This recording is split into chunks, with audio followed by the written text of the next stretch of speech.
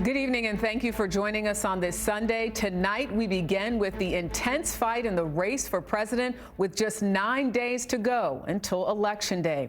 Our new CBS poll shows Vice President Harris's lead over former President Donald Trump's is down to just 1 point in the national vote.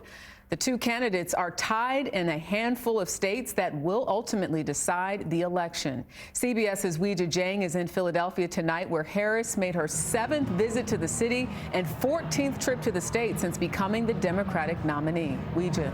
Good evening, Jerika. There's a sign on stage that says it all. Philly votes early, because Harris campaign sources tell me that a key part of their strategy is to really focus on the turnout, including with mail-in ballots. Today, Vice President Harris delivered that message herself across the whole city.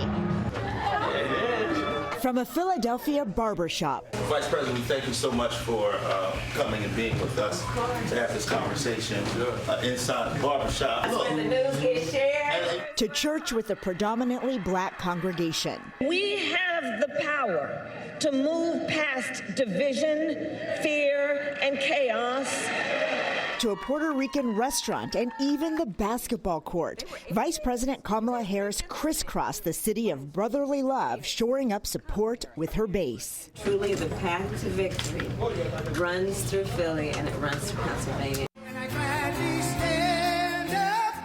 In New York City, former President Donald Trump held a rally at Madison Square Garden.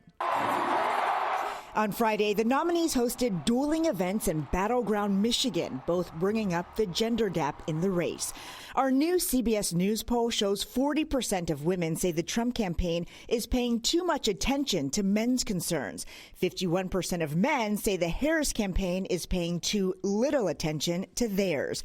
In Kalamazoo, former First Lady Michelle Obama argued that on the issue of reproductive freedom, it impacts everyone. And this will not just affect women, it will affect you and your sons.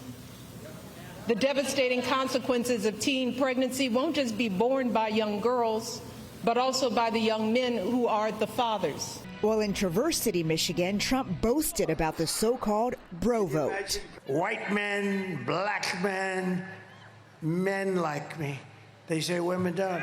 And I say they do because we're going to protect. And I said, I'm going to protect women and families. With just over a week until Election Day, on Face the Nation, Vice Presidential nominee J.D. Vance was asked if he would make sure Trump abides by the Constitution. Of course, but I don't worry about Donald Trump. I think that Donald Trump believes in the Constitution. It's why he's running for president a third time.